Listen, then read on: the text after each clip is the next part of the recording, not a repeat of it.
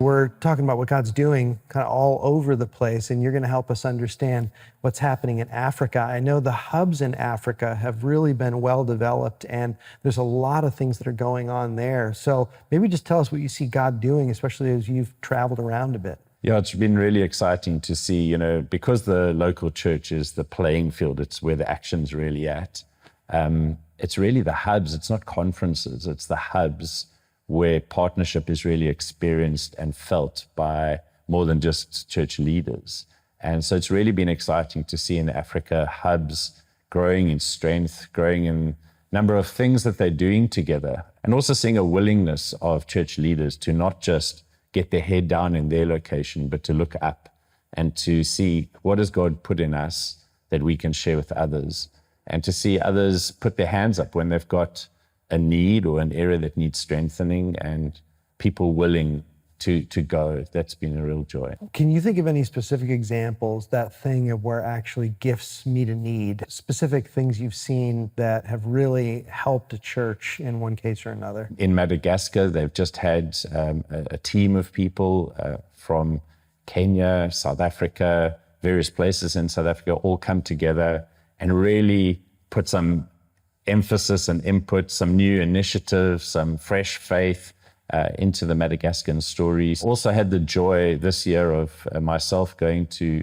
Ghana. There's been a real need in Ghana for churches that are led by elders. One of our values is that we're elder-led churches. And in northern Ghana, there are just no churches led by elders. And yet James Apelegiba and the guys asked us to come and taught on elder-led churches last year, and then have been continuing that sort of teaching via Zoom and other media. And this year in February, we appointed the first 2 elders in Bolgatanga, in Refined Generation Church, Bolgatanga. I was literally brought to tears one night when a guy called Gabriel Apugmina phoned me, or he sent me a voice note, and he said, "I've been reading 1 Peter and I've seen it."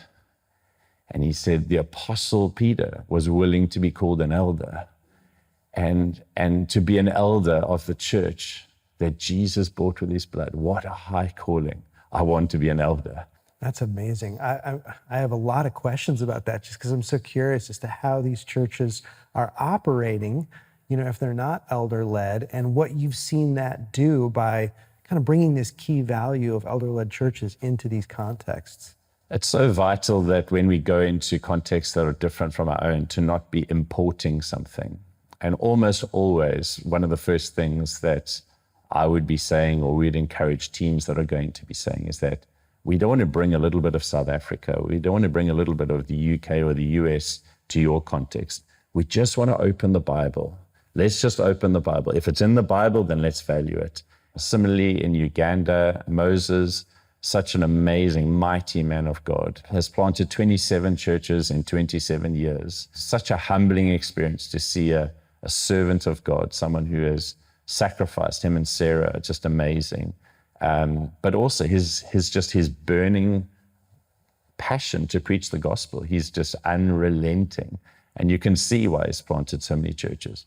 But then Moses, the minute he picked us up from the airport saying, "Please speak into anything you see in our context. We want to learn."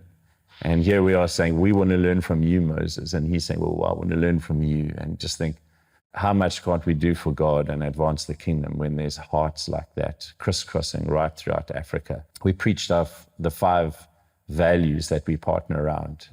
And it was just amazing to see those 5 values they're not some North American set of values that only apply in one context, or Cape Town, South Africa. They apply in every context around the world. You have to change how you preach them and how you teach them.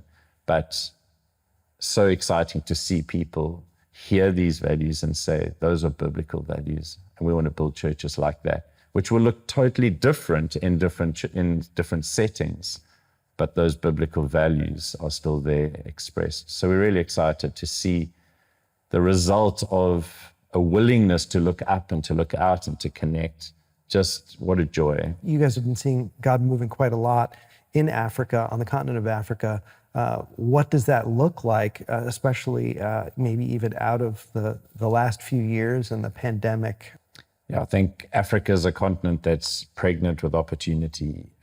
It's a growing continent. It's a continent where spirituality, people believe. The sadness is the prosperity gospel has really ruined the church in many places. And there's such a need for gospel-centered, Jesus-centered churches to really take their place.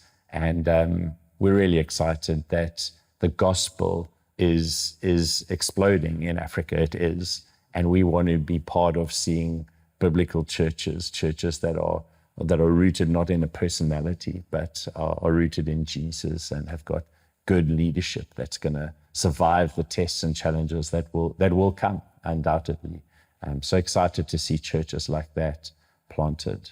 I think the thing that excites me most is indigenous Christians in every nation in Africa with such a grounded understanding of the gospel, proclaiming the gospel to their own people and planting churches that are solid and that will stand for years, in the sense that the gospel is secure, the gospel is going to advance. How have you seen the gospel really transcend different cultures and people groups in Africa to really kind of give rise to what's happening now?